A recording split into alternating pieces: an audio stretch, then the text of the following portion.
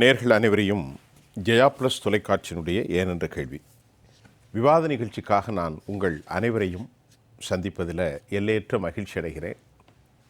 நேற்று பேசிய அதே தலைப்பில் அதே நிகழ்வை இன்று தொடர்கிறோம். ஆம், களம் காண்போம், அம்மாவினுடைய ஆட்சி அமைப்போம், புரட்சித்தாய் சின்னம்மா உறுதி அப்படிங்கிற ஒரு தலைப்பில் இன்றைக்கி பேச போகிறோம். நேற்று அதிமுகவுக்கும் திருமதி சசிகலா அம்மாவுக்குமான தொடர்பை நான் ஒரு செய்தியாளனாக உங்களிடத்தில் விரிவான கேள்விகளோடு வைத்தேன்.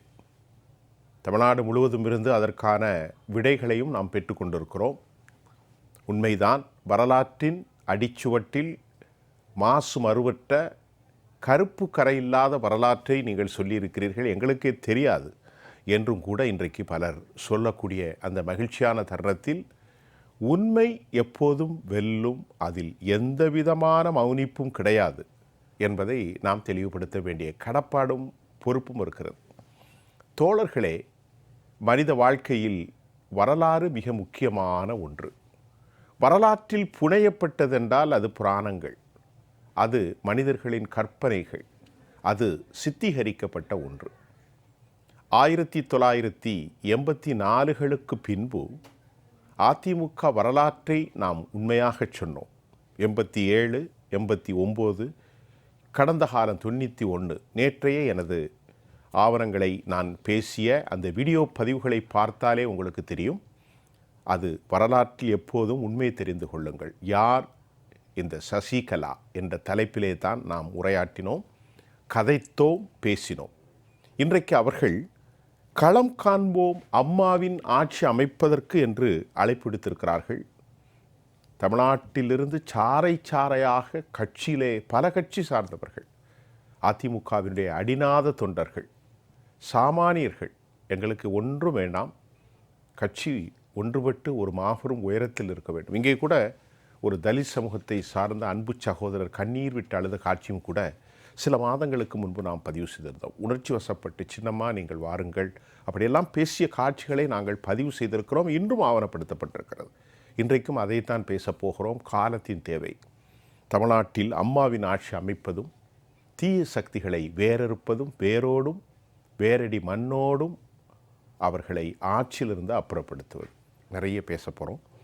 திராவிட இயக்க ஆய்வாளர், மூத்த பத்திரிகையாளர், எமது கண்ணியத்துக்குரிய செய்தியாளர், திராவிட இயக்க ஆய்வாளராகவும் கண்ணியத்துக்குரிய செய்தரும் ஐயா துரைக்கண்ணா. ஐயா வாங்க. எழுத்தாளர், சமூக பொது ஊடக ஆர்வலர், காலத்தின் ஓட்ட மாறுதலை நன்கு யூகிக்கக்கூடிய பாஸ்கர் கிருஷ்ணமூர்த்தி, எங்களோடு அன்போடும் உறவோடும் ஊனோடும் கலந்துவிட்ட என் அன்பு சகோதரர், எப்போதும் பேசக்கூடிய வழக்கறிஞர், மரியாதைக்குரிய அதிமுகவின் சார்பில் இளந்தமிழ் ஆர்வலர்.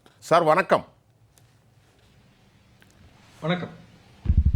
நான் உங்கள்கிட்ட ஆரம்பிக்கிறேன். இளந்தமிழ், நான் கொஞ்சம் ஒரு 4 நிமிஷம் எடுத்துக்கிட்டேன். தலைப்பு கொஞ்சம் நீடு தான், நீங்கள் சொல்லுங்கள், உங்களுடைய பதிலை சொல்லுங்கள். தொடர்ந்து இன்றைக்கு 2வது நாளாக கழகத்தின் பொதுச் செயலாளர் புரட்சித்தாய் சின்னம்மா அவர்கள் தமிழ்நாடு முழுவதும் இருந்து பல்வேறு மாவட்டங்களில் இருந்து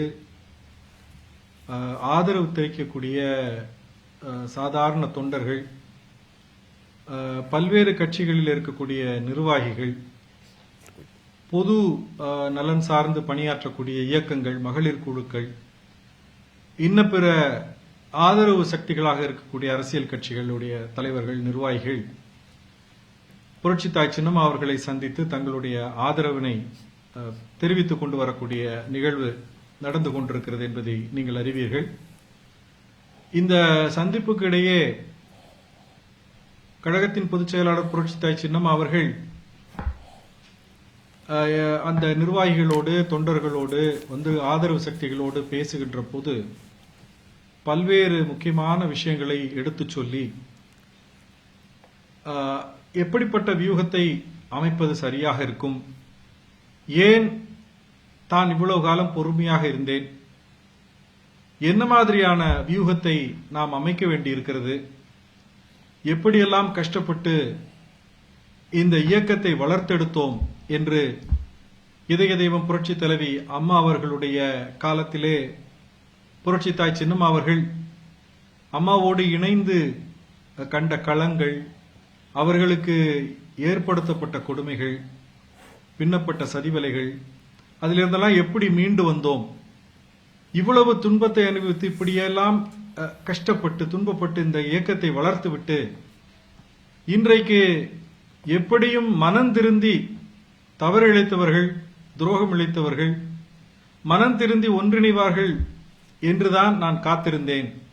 ஏனென்று சொன்னால், இதய தெய்வம் புரட்சி தலைவர் எம்ஜிஆர் அவர்கள் மறைவிற்கு பின்னால் இந்த இயக்கம் ஒரு சோதனையை சந்தித்த போது, 2 அணிகளாக பிரிந்து கிடந்த போது, புரட்சி தலைவர் எம்ஜிஆர் அவர்களுடைய இயக்கத்தை எதிர்த்து களம் காண வேண்டுமா என்கின்ற ஒரு மிகப்பெரிய ஒரு கவலையை, எண்ண ஓட்டத்தை இதய தெய்வ புரட்சி தலைவி அம்மா அவர்கள் தம்மோடு பகிர்ந்து கொண்ட அந்த நிகழ்வுகளை எல்லாம் மிகுந்த ஒரு உணர்ச்சி பூர்வமாக புரட்சி தாய் சின்னம்மா அவர்கள் வருகின்ற நிர்வாகிகளோடு பகிர்ந்து கொண்டார்கள். இன்றைக்கு நானும் அந்த கூட்டத்தில் கலந்து கொண்டேன். அவர்கள் கலந்து கொண்டவர்களோடு பகிர்ந்து கொண்டார்கள். அப்படி இந்த இயக்கம் காப்பாற்றப்பட வேண்டும் என்று சொன்னால், யாருடைய தலைமையில் இயக்கம் இயங்க வேண்டும் என்பதை முடிவு செய்வது மக்களாக இருக்க வேண்டும் என்று சொன்னால், நாம் களம் கண்டே ஆக வேண்டும் என்ற சூழல் 1989 எப்படி உருவானதோ அதே போல இன்றைக்கும் இந்த களத்தை நான் பார்க்கிறேன். அதற்காக இப்படி ஒரு முடிவை எடுத்திருக்கிறேன் என்று ஒரு அரசியல் அறிவியல், அதாவது பொலிட்டிக்கல் சயின்ஸ் வகுப்பு எடுக்கக்கூடிய பேராசிரியரை போல் தமிழ்நாட்டில் இருக்கக்கூடிய 36க்கும் கிட்டத்தட்ட 36 டிபார்ட்மெண்ட் இருக்குது அரசு துறையில. அந்த துறைகளிலே எப்படியெல்லாம் நிதிகள் செலவிடப்பட வேண்டும், தன்னுடைய அனுபவத்திலே அம்மா அவர்களோடு 24 மணி நேரமும் இருந்து இவற்றையெல்லாம் நான் பார்த்து கொண்டிருக்கிறேன். ஆனால் இன்றைக்கு எந்த திராணியும் இல்லாமல் இந்த விளம்பர திமுகவினுடைய அரசாங்கம், இந்த அரசாங்கத்தினுடைய அந்த நிதி ஆதாரத்தை எல்லாம் எப்படி வீணடித்துக் கொண்டு, மக்களுக்கு எந்த திட்டத்தையும் செய்யாமல், ஊழலிலே திளைத்துக் கொண்டு, விளம்பரத்திலே பிழைத்துக் கொண்டு காலம் கடத்தி கொண்டிருக்கிறார்கள். இது தமிழ்நாட்டிற்கு மிகவும் ஆபத்து. ஏழை எளிய சாமானிய மக்களுக்காக இதய தெய்வம் புரட்சி தலைவர் எம்ஜிஆர் அவர்கள் இந்த இயக்கத்தை கண்டெடுத்தார்கள்.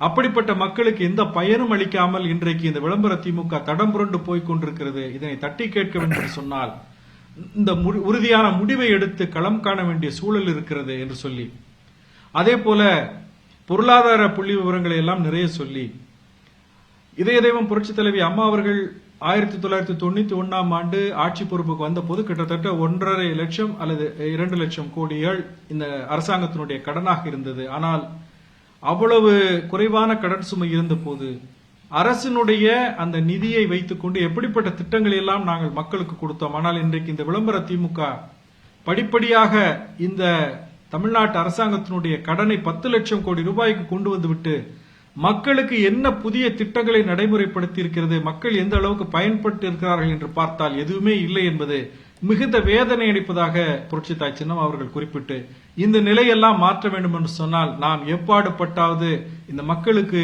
ஒரு உண்மையான ஒரு தீர்வை கொடுக்க வேண்டும் என்று சொன்னால் நாம் களம் காண வேண்டும் என்பதில் உறுதியாக இருப்போம். சிறப்பான முறையில் அனைவரும் களப்பணி ஆற்றுங்கள் என்று ஒரு நல்ல சில வார்த்தைகளை கொடுத்து நம்பிக்கை ஊட்டக்கூடிய கருத்துக்களை சொல்லி, நிறைய கருத்துகள், இந்த இயக்கத்தினுடைய கொள்கை, இவற்றை எப்படி நடைமுறைப்படுத்துவது, புரட்சி தலைவி அம்மா அவர்கள் ஆட்சி பொறுப்பில் இருந்த போது எப்படிப்பட்ட சவால்கள் வந்ததை, எப்படி நாங்கள் அந்த தடைகளை மீறினோம், இந்த எங்களுக்கு சதி வலைகளை பின்னி சிறைப்படுத்தப்பட்ட போது நாங்கள் சந்தித்த கொடுமைகள் என்ன, அந்த சதி வலைகளை எல்லாம் எப்படி நாங்கள் உடைத்தெறிந்து மீண்டு வந்தோம் என்கின்ற பல்வேறு கருத்துக்களை சந்திக்கக்கூடிய நிர்வாகிகளிடத்திலே, ஆதரவாளர்களிடத்திலே, தொண்டர்களிடத்திலே புரட்சி தாய் சின்னம்மா அவர்கள் மிகுந்த உணர்ச்சி பூர்வமாக எடுத்து வைப்பது ஒரு பெரிய தாக்கத்தை தமிழகம் எங்கும் நடத்தி கொண்டிருக்கிறது. இதனுடைய அதிர்வலையை இன்னும் சில நாட்களில் 2-3 நாட்களிலே நிச்சயமாக தமிழ்நாடு முழுவதும் ஒரு பெரிய தாக்கத்தை ஏற்படுத்தி இருக்கிறது என்பதை நாம் நிச்சயமாக உணர முடியும் என்று இதை என்னுடைய முதல்கட்ட கருத்தாக நான் பதிவு செய்கிறேன். மிகச் சிறப்பு இளந்தமிழ் சார், ரொம்ப நன்றி. முதல்கட்ட கருத்து, வலிமையான கருத்து சொல்லியிருக்கீங்க.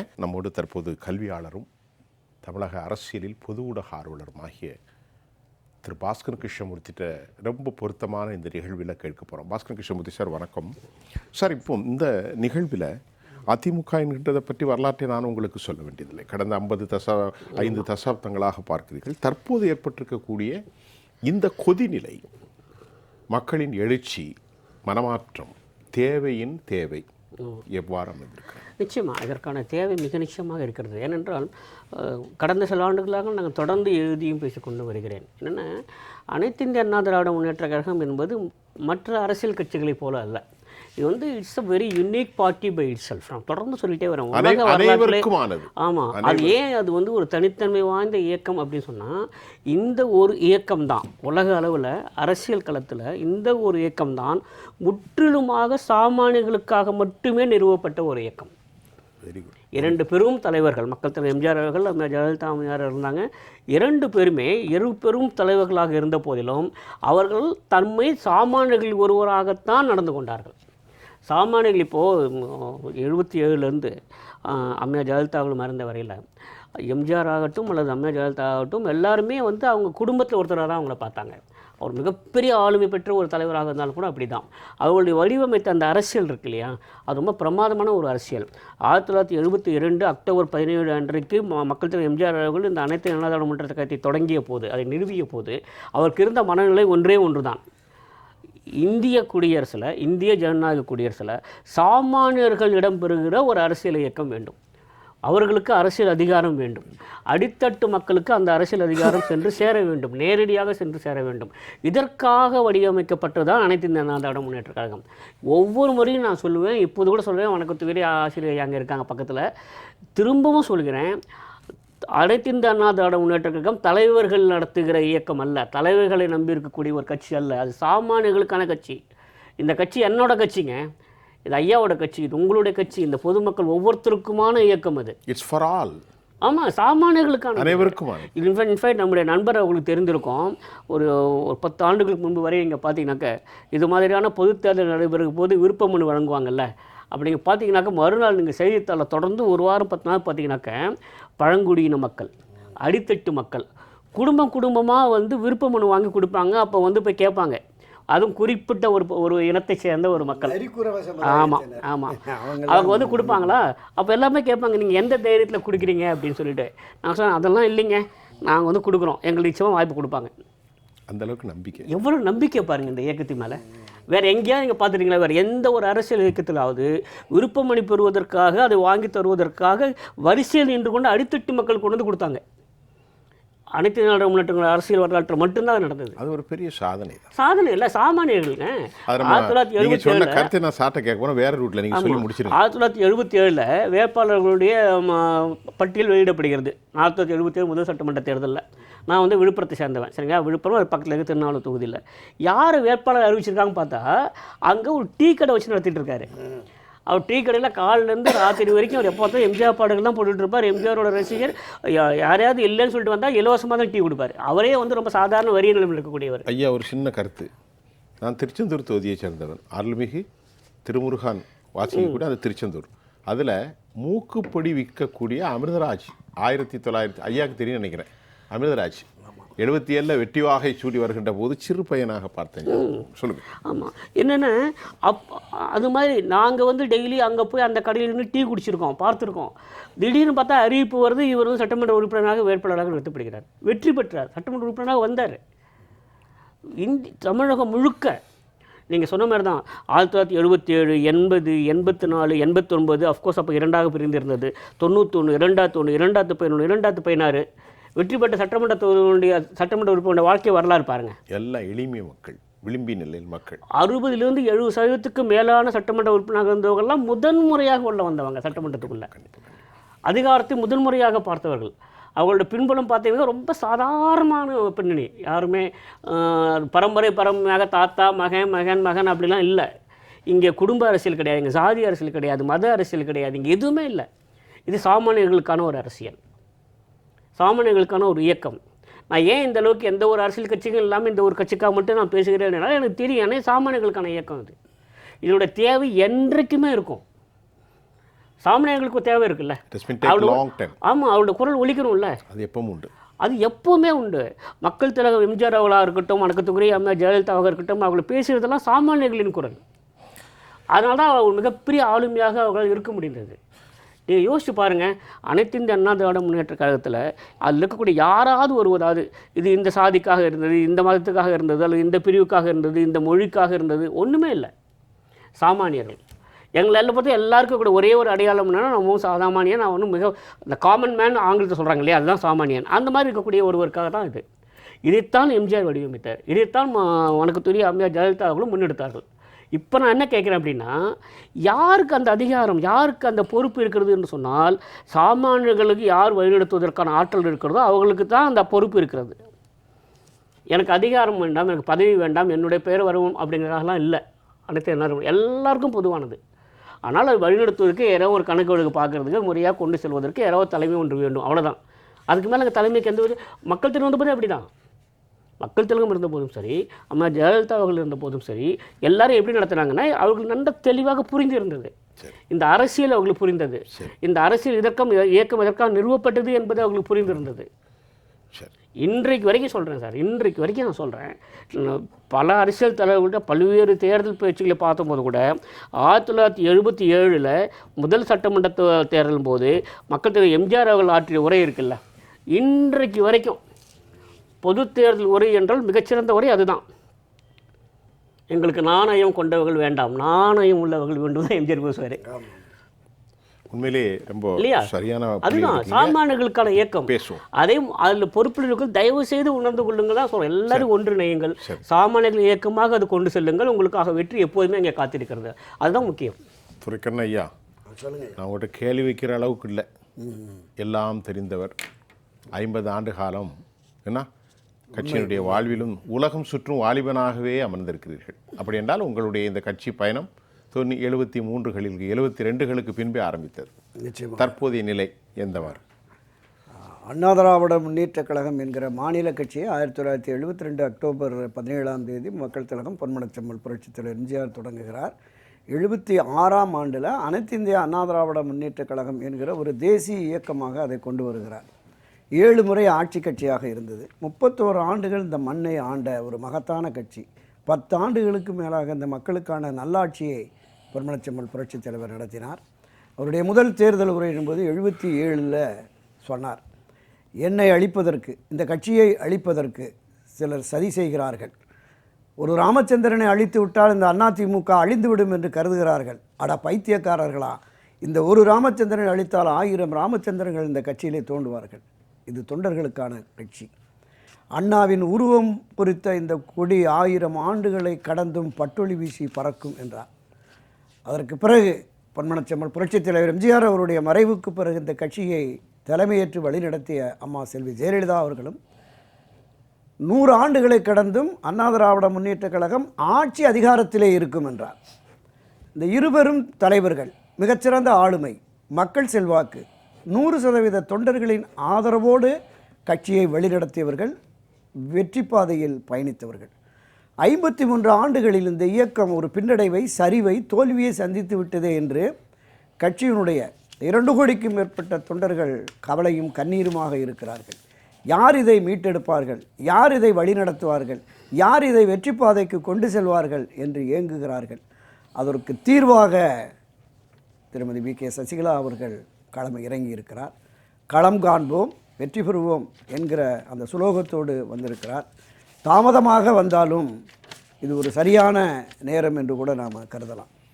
ஏனென்றால் மரியாதைக்குரிய அம்மா செல்வி ஜெயலலிதா அவர்களுடைய மறைவு, அந்த மறைந்த அந்த வினாடியே, அந்த நொடியே, அவர் மறைந்த அடுத்த கணமே அன்றைக்கு ஆட்சி அதிகாரத்தில் இருந்த திரு ஓபிஎஸ், இபிஎஸ் உட்பட இந்த 30-32 அமைச்சர்களும் வரிசையாக நின்று திருமதி வி.கே. சசிகலா அவர்களுடைய காலில் விழுந்து, நீங்கள் தான் முதலமைச்சர் பொறுப்பை ஏற்றுக்கொள்ள வேண்டும், வேறு யார் வந்தாலும் அவர்களை விலைபேசி திமுக கொண்டு சென்று விடும், ஆட்சி அதிகாரத்தை காப்பாற்ற முடியாது என்று எல்லோரும் கண்ணீரும் கம்பளையுமாக அவர் காலிலே விழுந்து கெஞ்சினார்கள். அவர் சொன்னார், 38 ஆண்டுகளாக நான் என் அக்காவோடு பயணித்தேன். என்னை தன்னுடைய உடன்பிறவா சகோதரியாக, உற்ற தோழியாக ஒருபடி மேலே போய் என் தாயின் இடத்திலே இருந்து என்னை பாதுகாத்தவர் என் அன்பு சகோதரி வி.கே. சசிகலா என்று தெரிவித்த என் அக்காள் மரணம் அடைந்து கிடக்கிறார். அந்த உடலை வைத்து கொண்டு நான் போய் முதலமைச்சர் பொறுப்பை ஏற்றால் இந்த சமுதாயம் என்னை எள்ளி நகையாடும். நானும் என் மனச்சாட்சியை அடகு வைத்து அத்தகைய செயலில் ஈடுபட மாட்டேன் அப்படின்னு சொன்னாங்க. அப்போதுதான் மரியாதைக்குரிய திரு ஓபிஎஸ் அவர்களை ஏற்கனவே 2 முறை அம்மா அவர்களால் அடையாளப்படுத்தப்பட்டு முதலமைச்சராக இருந்த திரு ஓபிஎஸ் அவர்களை தொடரட்டும் என்று அவரை முதலமைச்சராக்குகிறார்கள். காலச்சூழல் அன்றைக்கு இருந்த மூத்த அமைச்சர்கள் பலரும் திரு ஓபிஎஸ் அவர்கள் கோஷ்டி சேர்க்கிறார், யாரையும் மதிப்பதில்லை, அம்மா நீங்கள் தான் முதலமைச்சராக ஏற்க வேண்டும் என்று தொடர்ந்து வலியுறுத்தியதனுடைய விளைவாக அவர் முதலமைச்சர் பொறுப்பை ஏற்க வேண்டிய அண்ணா திராவிட முன்னேற்றக் கழகத்தினுடைய சட்டமன்ற உறுப்பினர்கள் அனைவரும் ஒன்று சேர்ந்து ஒரு தீர்மானத்தை கொண்டு வந்து முதலமைச்சராகிறார்கள். காலச்சூழல் ஏதோ ஒரு விதத்தில் ஏதோ ஒரு சதி நடந்து அது தள்ளி போய்விட்டது, நிராகரிக்கப்பட்டு விட்டது. ஆனாலும் கட்சியை வழிநடத்த நீங்கள்தான் என்று தற்காலிக பொதுச் செயலாளராக தேர்வெடுக்கிறார்கள். அன்றைய தினம் இந்த அனைத்து இந்திய அதிமுகவின் சட்டத்திட்ட விதிகளின்படி ஒரு தேர்தல் அறிவிப்பை, உட்கட்சி தேர்தலை அறிவித்து முதலமைச்சர் கட்சியின் பொதுச் செயலாளர் பொறுப்புக்கு திருமதி சசிகலா அவர்கள் போட்டியிட்டு அதை முறையான தேர்தலாக அறிவித்திருந்தால் இன்று வரையிலும் அவர்தான் அதிமுகவின் பொதுச் செயலாளராக இருந்திருப்பார். ஆனால் ஏதோ ஒரு விதத்தில் எங்கே அந்த தவறு நடந்தது என்று தெரியவில்லை. தற்காலிக பொதுச் செயலாளர் என்று போட்டு அந்த தற்காலிக பொதுச் செயலாளருக்கு அன்றைக்கு இருந்த அந்த ஓபிஎஸ் இபிஎஸ் உட்பட 36 பேர் முன்மொழிகிறார்கள். கட்சியினுடைய மாநில மாவட்ட நிர்வாகிகள், மாவட்ட செயலாளர்கள் முன்மொழிகிறார்கள். ஆனால் இந்த இரட்டை தலைமை என்று ஒருங்கிணைப்பாளர் இணை ஒருங்கிணைப்பாளர் அந்த காலகட்டத்தில் அவரை கட்சியிலிருந்து நீக்குவதற்கு ஒரே ஒருவரை முன்மொழிய வைக்கிறார்கள். அவர்தான் ஆர் வைத்திலிங்கம். இன்றைக்கு திமுகவுக்கு போயிட்டார். 36 பேர் முன்மொழிந்த ஒரு கட்சியின் பொதுச்செயலாளர் என்கிற உயர் பொறுப்பை கொடுத்த நிலையில் நீக்குவதற்கு ஒரே ஒருவரை பலிகடா ஆக்கினார்கள். இந்த அதிமுகவின் வரலாற்றிலே இவருடைய பங்களிப்பு என்ன என்பதை மனச்சாட்சி உள்ள இன்றைக்கு பிரதான எதிர்க்கட்சியாக இருந்து முன்பு ஆட்சி அதிகாரத்திலே இருந்து அனுபவித்த அத்தனை பேருக்கும் தெரியும் அவருடைய பங்களிப்பு. திருமதி வி.கே. சசிகலா அவருடைய பங்களிப்பு என்ன என்பதை நிச்சயமாக அவர்கள் மனச்சாட்சி உணரும். காலத்தின் கோலம் இப்படி ஒரு சிக்கல் நிலை ஏற்பட்டு விட்டது.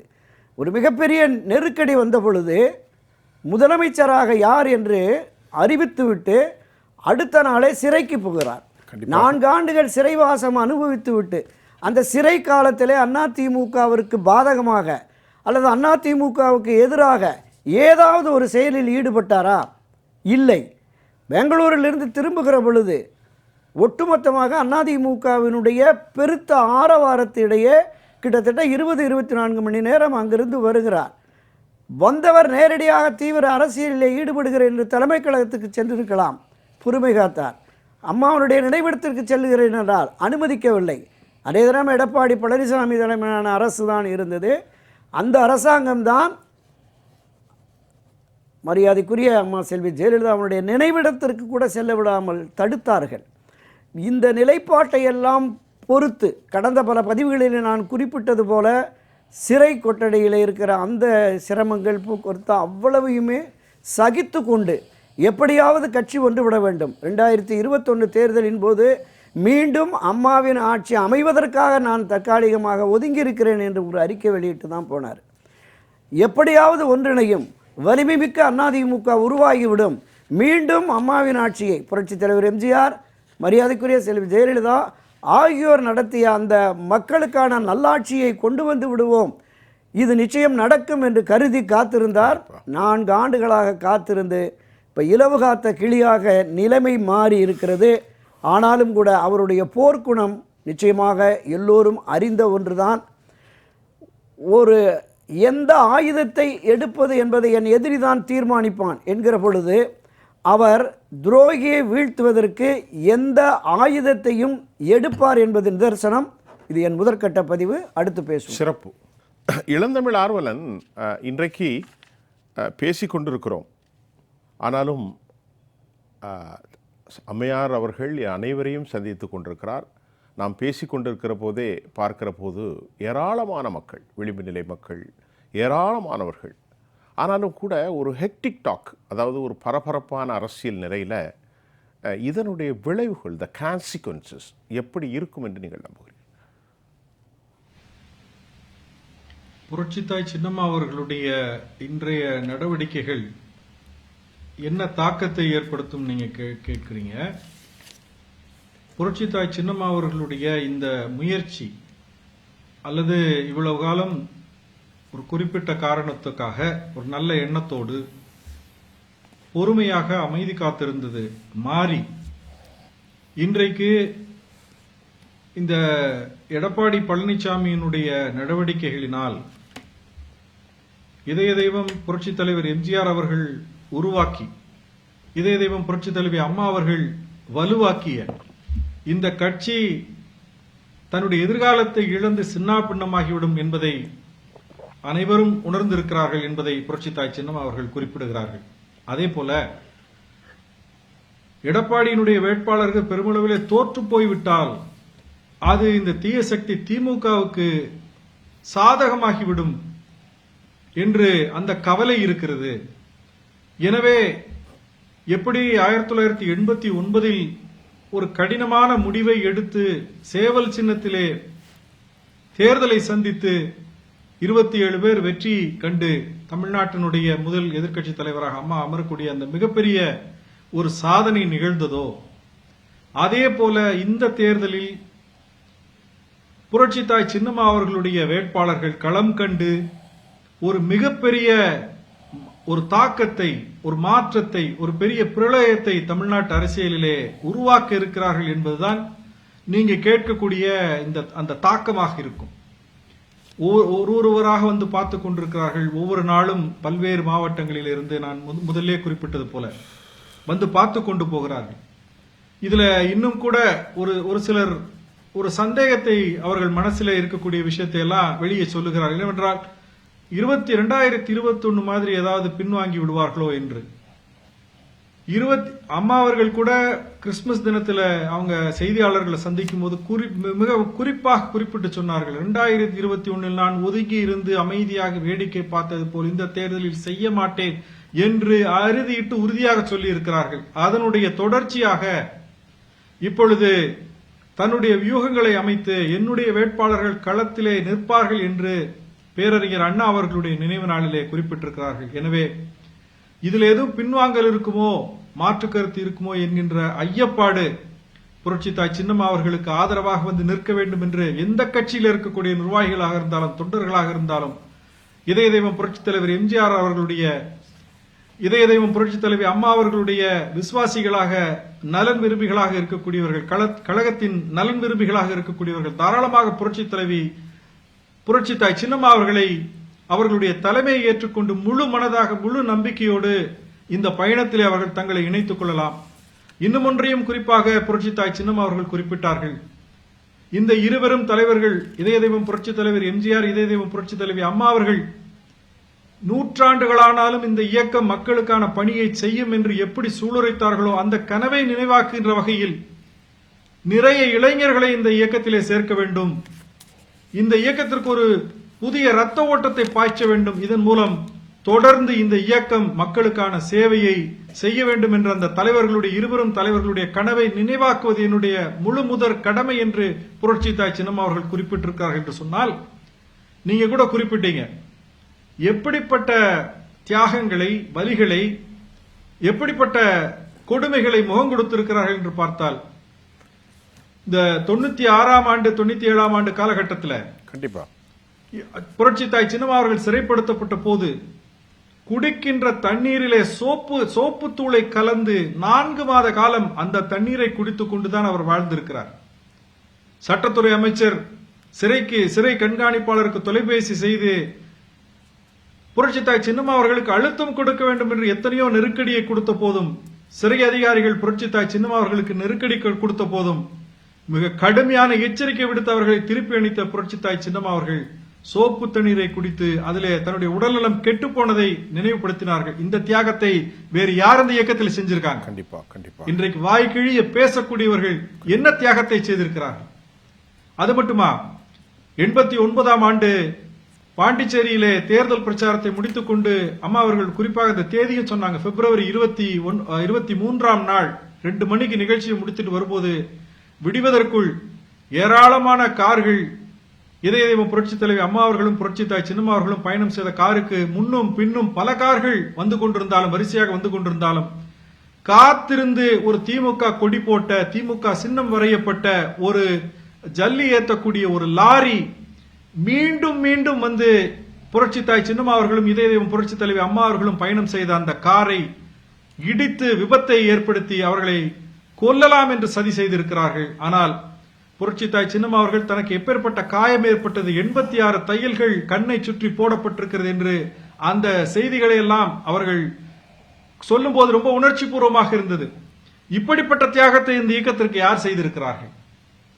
இவர்களுக்கு இல்லாத உரிமை வேறு யாருக்கு இருக்கிறது இந்த கட்சியில? இப்படி தொடர்ந்து பெங்களூர் சிறைச்சாலையில இருக்கும்போது எப்படிப்பட்ட சதிவலைகளை பின்னி அவர்களுடைய அந்த பெயரை கெடுப்பதற்கான வேலைகளை செய்தார்கள். விடுதலையாக சென்னைக்கு வரும்பொழுது தமிழக எல்லையிலேயே ஏதாவது காரணம் காட்டி கைது செய்து விடலாம் என்று கட்சியினுடைய கொடி போட்ட இவர் புரட்சி தாய் சின்னம்மா அவர்களுடைய காரிலே வரக்கூடாது என்று ஒரு டிஜிபியை இதற்காக கிருஷ்ணகிரியிலே ஒசூரிலே காக்க வைத்து தன்னை கைது செய்வதற்கு சதி நடக்கிறது என்று தெரிந்து கொண்ட புரட்சி தாய் சின்னம்மா அவர்கள் சாதுரியமாக அனைத்து இந்திய அண்ணா திராவிட முன்னேற்ற கழகத்திலே உறுப்பினராக இருக்கக்கூடிய ஒருத்தருடைய வாகனத்திலே அவரையும் அந்த வாகனத்தில் வைத்துக் கொண்டு சாதுரியமாக தன்னுடைய எண்ணத்தை செயல்படுத்தி காட்டினார் என்று சொன்னால், இந்த சாதுரியமும் இந்த என்ன சொல்லுவாங்க சமயோசிதமும் இந்த துணிச்சலும் வேறு எவருக்கும் இந்த இயக்கத்தை வழிநடத்துவதாக சொல்லக்கூடியவர்களுக்கு எவருக்கும் கிடையாது என்பதை நாம் உணர வேண்டும் என்பதை புரட்சி தாய் சின்னம்மா அவர்கள் மிக அழகாக எடுத்து சொன்னார்கள்.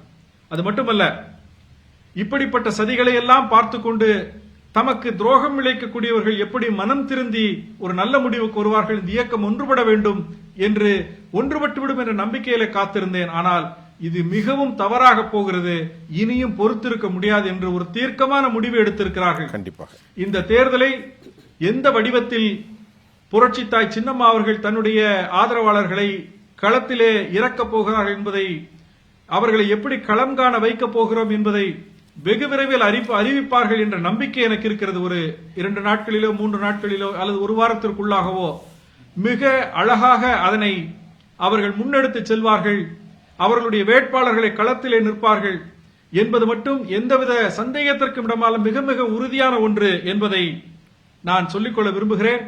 அதே மாதிரி எப்பேற்பட்ட துரோகங்களையும், அதாவது இந்த கட்சிக்கு தவறிழைத்து சுயநலத்திற்காக செயல்படக்கூடியவர்கள் யாராக இருந்தாலும் அவர்களுடைய பேச்சுக்களை புறந்தள்ளி, எப்படி புரட்சி தாய் சின்னம்மா அவர்கள் ஒரு ஆளுமையோடு தாயுள்ளத்தோடு அமைதி காத்து இந்த இயக்கம் வலுப்பெற வேண்டும், சாமானியர்களுக்காக உருவாக்கப்பட்ட இயக்கம் என்று சொல்லி திரு பாஸ்கரன் கிருஷ்ணமூர்த்தி அவர்கள் கூட சொன்னார்கள். ஏழை எளிய மக்கள் நிறைந்திருக்கக்கூடிய இயக்கம். இந்த கட்சியிலே எந்தவித பிரதிபலனையும் எதிர்பார்க்காமல் உழைக்கக்கூடிய தொண்டர்கள் இன்றைக்கும் உண்டு.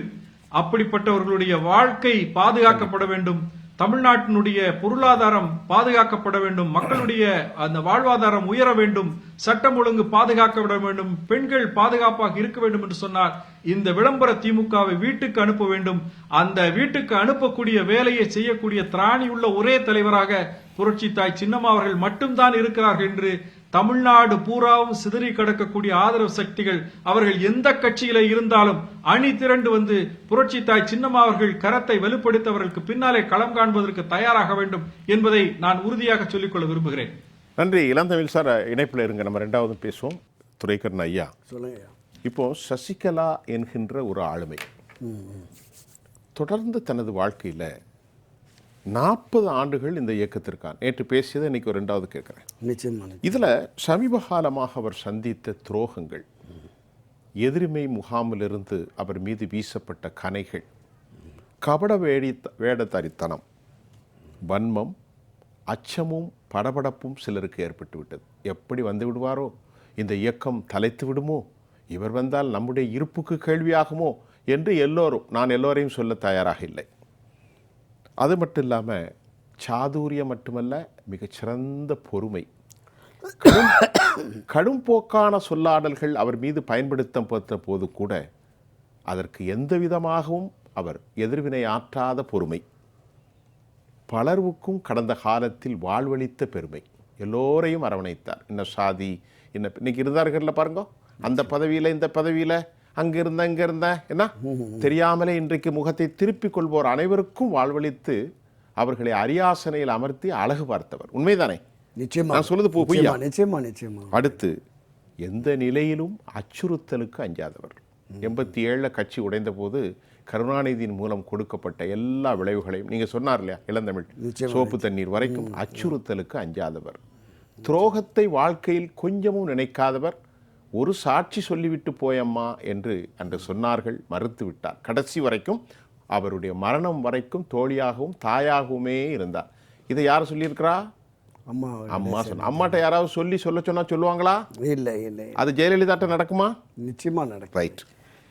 துரோகத்தை எந்த நிலையிலும் ஏற்றுக்கொள்ளாதவர். அது மட்டும் இல்லாமல் அனைவருக்குமான அதிகார பங்கீட்டை ஜனநாயக வழியில் எல்லாருக்கும் கொடுத்தவர். போகின்ற போது கூட இன்ன சாதி இன்ன மதம். ஆனால் எனக்கு ஒரு சின்ன கேள்வியை, அவர் பத்திரிகையாளனாக, வஞ்சித்து பத்திரிகையாளர்கள் வன்மம், முக்குளத்தோர் வாக்கு வங்கின்னு ஒரு சின்ன டப்பாவுக்குள் இவரை அடைக்க பார்க்கிறார்கள். நான் கேட்கின்றேன், அவர் முழு குலத்துக்கும் உருவானவராகத்தான் 40 ஆண்டு காலம் அனைவருக்கும் பிரதித்துவப்படுத்தியிருக்கிறார். இன்னைக்கு வரலையே அவரு? கொஞ்சம் கேள்வி நீளம்தான். இல்லை, அதான் நீங்கள் அந்த முக்குளத்தோர் என்கிற அந்த வட்டத்திற்குள் அவரை அடைக்க முடியாது, அடைக்க முயற்சி நடக்கிறது. ஆமாம். அதற்கு உதாரணம் தான் அவர் சிறைக்கு போனதுக்கு முன்னாடி கொங்கு மண்டலத்தை சேர்ந்த எடப்பாடி பழனிசாமியை முதலமைச்சராக்கி போனார். அவருடைய முக்குளத்து சமுதாயத்தை சேர்ந்த உறவினர்கள் நிறைய இருந்தாங்க, சட்டமன்ற உறுப்பினர்களாக இருந்தார்கள். உதாரணத்துக்கு எடுத்தால் காமராஜ், OS-மணியன், செல்லூர் ராஜு, உதயகுமார் என்று பலரும் இருந்தார்கள். அவர்களில் யாரையாவது ஒருத்தர் அவங்க நியமிச்சிருக்கலாம். ஆனால் பலரும் நீங்கள் சொன்னது மாதிரி இந்த அண்ணா திராவிட முன்னேற்றக் கழகம் என்பது ஜாதி மத பேதமற்ற ஒரு மாபெரும் இயக்கம். புரட்சித் தலைவர் எம்ஜிஆர் அவர்களும் அதை தொடர்ந்து ஜெயலலிதா அவர்களுமே இது மக்களுக்கான இயக்கமாக, தொண்டர்களுக்கான இயக்கமாக கட்டமைத்து கொண்டு சென்றார்கள். அந்த வழியில் தான் அந்த இயக்கம் தொடர வேண்டும், நடைபெற வேண்டும் என்கிற விருப்பம் திருமதி V.K. சசிகலா அவர்களுக்கு இருக்கிறது. இவர் வந்தால் கட்சி பலப்பட்டுவிடும், அனைத்து இந்திய அதிமுக மீண்டும் மீண்டும் ஆட்சி அதிகாரத்திற்கு வரக்கூடிய வல்லமை பெற்றுவிடும் என்று கருதுகிற திராவிட முன்னேற்றக் கழகத்தினர் இவருக்கு எதிராக சதி செய்யலாம். ஆனால் மீண்டும் கழகத்தை ஆட்சி கட்டிலில் அமர்த்த வேண்டும் என்கிற விருப்பத்தின் அடிப்படையில் பயணிக்கிற திரு எடப்பாடி பழனிசாமி ஏன் முட்டுக்கட்டை போடுகிறார் என்பதுதான் மிகப்பெரிய கேள்விக்குறி. மீண்டும் திமுகவை வீழ்த்தி அனைத்து இந்த அதிமுகவை ஆட்சி கட்டிலில் அமர்த்த வேண்டுமென்றால் அந்த எண்ணமும் உணர்வும் கொண்ட திருமதி V.K. சசிகலா, திரு OPS போன்றவர்களையும் இணைத்து கொள்வதான புத்திசாலித்தனமாக இருக்கும். அப்போ அந்த நிலைப்பாட்டிற்கு ஒத்து போகாமல் தடைக்கல்லாக இருந்தால் உங்கள் மீது, திரு எடப்பாடி பழனிசாமி மீது ஒரு பொதுவெளி சந்தேகம் ஏற்படுவது இயல்புதானே. அந்த பொதுவெளி சந்தேகம் என்னவென்றால், இறுதி வரையிலும் கட்சி என்னிடம் இருக்கட்டும், நானே பொதுச் செயலாளராக இருந்து கொள்கிறேன், இது மீண்டும் வெற்றி பெற்று ஆட்சி அதிகாரத்திற்கு வராவிட்டாலும் பரவாயில்லை என்கிற மனப்போக்கு அவருக்கு உருவாகிவிட்டதோ என்கிற சந்தேகம் பொதுவெளி சந்தேகம் மட்டுமல்ல, கட்சியிலே பயணிக்கிற பல லட்சக்கணக்கான தொண்டர்கள், நிர்வாகிகள் மத்தியிலும் இது இருக்கிறது. காரணம் என்னவென்றால், இன்னும் கொஞ்சம் நம்ம நுணுகி போய் ஆய்ந்து பார்த்தால், புரட்சித் தலைவர் எம்ஜிஆர், அம்மா செல்வி ஜெயலலிதா போல ஒரு தீவிரத்தன்மையோடு திமுகவை இவர் எதிர்க்கவில்லை. பிரதான எதிர்க்கட்சி என்கிற நிலையிலிருந்து சட்டப்பேரவையிலும் அதை சரிவர செயல்படுத்தவில்லை. பொதுவெளிகளில் மக்கள் மத்தியிலும் இது திமுகவுக்கு எதிரான நிலைப்பாட்டை, ஆர்ப்பாட்டம், போராட்டம், ஒரு மறியல், போக்குவரத்து எதுவுமே இல்லை. அண்ணா திராவிட முன்னேற்றக் கழக ஆட்சிக்கு எதிராக திராவிட முன்னேற்றக் கழகம் ஆயிரக்கணக்கான போராட்டங்களை நடத்தியது. திமுக மட்டும் நடத்தவில்லை, திமுகவை சார்ந்த அமைப்புகள், இதை தாண்டிய அரசு அமைப்புகள், இவர்கள் எல்லாம் அதிமுக ஆட்சிக்கு எதிராக போராடுகிற பொழுது, மற்ற அமைப்புகள் போராடுகிற பொழுதும் திரு ஸ்டாலின் அவர்களும் அதற்கு முந்தைய அவருடைய தந்தையார் கருணாநிதி அவர்களும் இந்த போராட்ட களத்தின் மையப்பகுதிக்கு சென்று இந்த அதிமுக ஆட்சியை அகற்றுங்கள், நாங்கள் ஆட்சிக்கு வந்து நாங்கள் எல்லாவற்றையும் உங்களுக்கு செய்கிறோம் என்று உறுதிமொழி கொடுத்து அந்த மக்களை ஏமாற்றி ஆட்சிக்கு வந்தார்கள். நீங்கள் ஏமாற்ற வேண்டாம். திராவிட முன்னேற்றக் கழக ஆட்சியின் தவறுகளை, அந்த கட்சியில் இருக்கிற நிர்வாகிகளின் தவறுகளை துணிச்சலோடு சுட்டிக்காட்டி, இடைக்காலத்தில் திரு அண்ணாமலை பாஜக தலைவராக இருந்த பொழுது பாஜகவினர் மாறுதட்டி கொண்டார்களே, நாங்கள் தான் பிரதான எதிர்க்கட்சியாக செயல்படுகிறோம், பிரதான எதிர்க்கட்சி என்று எண்ணிக்கையிலே 65 MLA-க்களை வச்சு எடப்பாடி இருக்கிறாரே தவிர எங்கள் அளவிற்கு வீரியமாக அவர் களமாடவில்லை என்று சொன்னார்கள். அது நிச்சயமாக உண்மையான கருத்தாகத்தான் நாம் பார்க்கிறோம். இன்னொன்று, எந்த நடவடிக்கையும் திமுக ஆட்சியினர் திரு எடப்பாடி மீதோ மற்றவர்கள் மீதோ எடுக்கவில்லை என்பது இன்னும் கூடுதல் சந்தேகத்தை ஏற்படுத்துகிறது. கோடநாடு கொலை கொள்ளை வழக்கின் உண்மை குற்றவாளியை கண்டறிந்து சிறையில் தள்ளுவோம் என்று திரு மு.க. ஸ்டாலின் எதிர்க்கட்சி தலைவராக இருக்கிற பொழுது சவால் விட்டாரே, என்ன ஆனது என்கிற கேள்வியும் இருக்கிறது. இன்னும் பல கேள்விகள் இருக்கிறது. இந்த கேள்விகளுக்கெல்லாம் விடை என்பது மீண்டும் அனைத்து இந்திய அண்ணா திராவிட முன்னேற்ற கழகத்தை ஆட்சி கட்டிலில் அமர்த்துவதற்குரிய வழிமுறைகளை, திட்டங்களை, வியூகங்களை வகுத்து செயல்பட வேண்டும் என்பதுதான். அதற்கான வழிவகை இல்லாத போதுதான் இந்த ஆயுதத்தை மரியாதைக்குரிய திருமதி வி.கே. சசிகலா அவர்கள் எடுத்திருக்கிறார்கள். நிச்சயமாக இதன் மூலம் ஒரு மாற்றம் உருவாகும். அந்த மாற்றம் ஆட்சி மாற்றம் என்று வருவதற்குரிய வழிவகைகளை இவர்கள் திட்டமிட்டு செயல்படுத்த வேண்டும் என்பதுதான் தொண்டர்கள் கருத்தாக, மக்கள் கருத்தாக, ஆட்சி மாற்றத்தை கொண்டு வர வேண்டும் என்கிற பொதுமக்கள் கருத்தாக.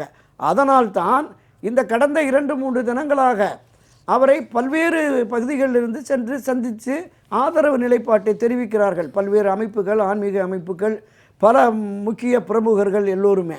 இதில் இன்னொரு கூடுதல் தகவல், அமமுக இருவருமே துரோகி என்று திரு டிடிவி தினகரன் அவரை துரோகி என்க, திரு எடப்பாடி இவரை துரோகி என்கிற இந்த 2 துரோகிகளும் கைகோர்த்து பங்காளி சண்டை முடிவுக்கு வந்துவிட்டது, நாங்கள் அண்ணன் தம்பிகளாக மாறிவிட்டோம் என்று வருகிற பொழுது இதை ஒப்புக்கொள்ளாத அமமுக என்கிற இயக்கமே மரியாதைக்குரிய சின்னம்மா திருமதி வி.கே. சசிகலா அவர்களுக்காக தொடங்கப்பட்டது. இந்த இயக்கத்திலிருந்து திரு எடப்பாடி ஆதரவு நிலைப்பாட்டை எடுத்திருக்கிற தினகரனுடைய அந்த செயலுக்கு நாங்கள் உடன்பட மாட்டோம் என்று பல்வேறு மாவட்டங்களிலிருந்து, குறிப்பாக இன்று தென்காசி, திருநெல்வேலி, கன்னியாகுமரி மாவட்டத்திலிருந்து பல்வேறு மாநில, மாவட்ட, ஒன்றிய நகர பொறுப்புகளிலே இருந்து வந்த அந்த கட்சியினர் அனைவருமே இன்றைக்கு திருமதி வி.கே. சசிகலா அவர்களை சந்தித்து தங்களுடைய ஆதரவு நிலைப்பாட்டை தெரிவித்திருக்கிறார்கள். இந்த ஆதரவு பெருக பெருக அவருடைய கை நிச்சயம் ஓங்கும். ஒரு சரியான தெளிவான வியூகத்தை வகுத்து களமாடினால் வெற்றி நிச்சயம். 2-3 விஷயங்களை நம்ம தெளிவுபடுத்தி விடுவோம். மக்கள் தலைவர் எம்ஜிஆர் அவர்கள் இந்த கட்சியை நிறுவி அவருடைய மறைவு வரையில், அதன் பிறகு தொடர்ந்து வணக்கத்துக்குரிய அம்மா ஜெயலலிதா அவர்கள் அவருடைய ஆளுமை மிக்க தன்னுடைய தலைமை கீழ் இருந்த வரையில் எங்கேயாவது யாரையேனும் தன்னுடைய உறவினர், தன்னுடைய குடும்ப உறுப்பினர் யாரையாவது எங்கேயாவது பதவியில் அமைந்திருக்கலாம் பாருங்க. ஐயா, ஒரு சின்ன நினைவுக்கு, எம்ஜிஆர் இருக்கும்போது விஷத்தை கக்கினார்கள். எப்படி? மலையாளி மக்கள் நிராகரித்தார்கள். அதே மாதிரி அம்மாவை, ஸ்ரீரங்கத்தை சார்ந்தவரை கர்நாடக பார்ப்பன பெண் என்றார். அவர் உடனே சொன்னார், ஆம், நான் பார்ப்பன பெண் தான். ஆனால் அவர்களுடைய முயற்சி எல்லாமே வீணாகித்தானே போனது. இல்லை, அதுதான் சொல்கிறேன், வீணாகித்தானே போனது. எந்த ஒரு சமூகத்துக்குள்ளும் எந்த ஒரு குறிப்பிட்ட மொழி அல்லது இடத்துக்குள்ளும் இவர்கள் எல்லாம் அடக்கிவிட முடியாது. ஏன்னா நீங்கள் ஒரு கேள்வி கேட்டீங்க, மிகப்பெரிய ஆளுமை பத்திரிகையாளர்கிட்ட, அப்படிலாம் அடக்கிவிட முடியாது. ஆனால் அந்த முயற்சி தொடர்ந்து தமிழ்நாட்டில் நடைபெற்று வருகிறது. இவர்கள் ஏதேனும் ஒரு சிறிய ஒரு சிம்பிளுக்குள் அடக்கிவிட முடியும் என்று நினைக்கிறார். 40 வருஷமா முடியாது. ஐயா 40 வருஷமா சசிகலா என்பவரை எல்லோருக்கும் தெரியாது. யாருக்கும் இது 40 வருஷமா அவர் பதவியில் இல்லாமல் அவரே இல்லாத ஒரு வரலாறு இல்லை.